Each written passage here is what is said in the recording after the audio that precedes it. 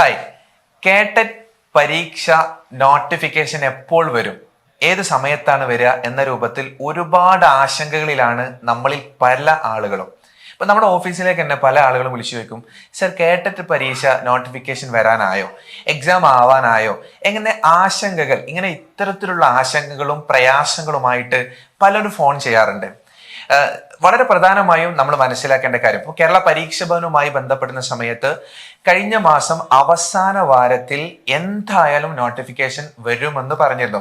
കേരള പരീക്ഷാ ഭവനിലേക്ക് നമ്മൾ കോണ്ടാക്ട് ചെയ്ത സമയത്ത്, അല്ലെങ്കിൽ നമ്മളിൽ പലരും കോണ്ടാക്ട് ചെയ്ത സമയത്ത് പറഞ്ഞിരുന്നു കഴിഞ്ഞ മാസം അവസാനത്തിൽ വരുമെന്നും, അല്ലെങ്കിൽ ഈ മാസം ഒക്ടോബർ ആദ്യ വാരത്തിൽ, ആദ്യ ആഴ്ചയിൽ വരുമെന്നൊക്കെ പറഞ്ഞിരുന്നു.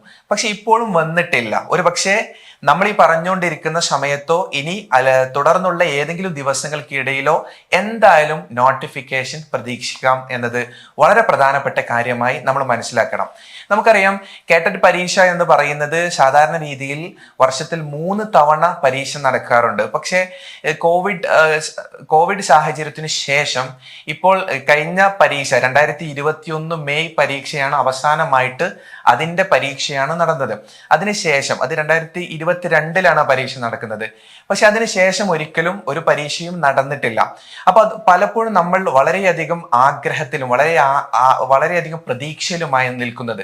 അതുകൊണ്ട് തന്നെ ഈ സമയത്ത് നോട്ടിഫിക്കേഷൻ വരിക എന്ന് പറയുന്നതിനെ കുറിച്ച് ഒരിക്കലും നിങ്ങൾ നിങ്ങളുടെ മനസ്സിലൊരു പ്രയാസമായി എടുക്കാൻ പാടില്ല. നമുക്കറിയാം, നോട്ടിഫിക്കേഷൻ വന്നാൽ, സാധാരണ കേട്ടറ്റിന്റെ നോട്ടിഫിക്കേഷൻ വന്നാൽ മാക്സിമം 1.5 മാസം, മിനിമം ആണെങ്കിൽ 1 മാസത്തിന്റെ ഉള്ളിൽ തന്നെ പരീക്ഷ വരും. അതുകൊണ്ട് തന്നെ പഠനത്തിൽ വളരെയധികം കോൺസെൻട്രേറ്റ് ചെയ്യാൻ നമ്മൾ തയ്യാറാവണം. നമ്മുടെ പഠന സമയങ്ങൾ വളരെയധികം ഒരു ഭാഗമായി കേട്ടറ്റ് പഠിക്കാൻ വേണ്ടി നമ്മൾ തയ്യാറാവുകയും അതിനുവേണ്ടി കൃത്യമായി പഠിക്കുകയും ചെയ്യുമ്പോൾ നോട്ടിഫിക്കേഷൻ വരുന്ന സമയത്ത് നമ്മൾ നോട്ടിഫിക്കേഷന്റെ കൂടെ അല്പം കൂടിയും സ്പീഡാക്കിയിട്ട് പഠനം കോൺസെൻട്രേറ്റ് ചെയ്യാം. ഇങ്ങനെ ചെയ്തു കഴിഞ്ഞാൽ നമ്മൾ ഈ കേട്ടറ്റ് നമുക്ക് നേടാൻ കഴിയും.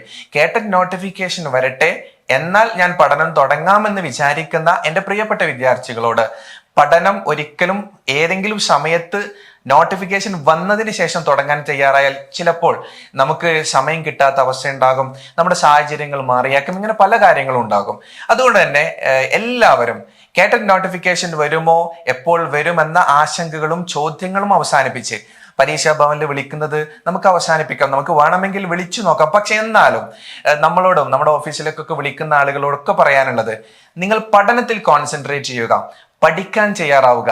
അങ്ങനെയാണെങ്കിൽ ഇപ്രാവശ്യത്തെ കേട്ടറ്റ് വളരെ സിമ്പിളായിട്ട്, വളരെ എളുപ്പമായിട്ട് നമുക്ക് യോഗ്യത നേടാൻ കഴിയും.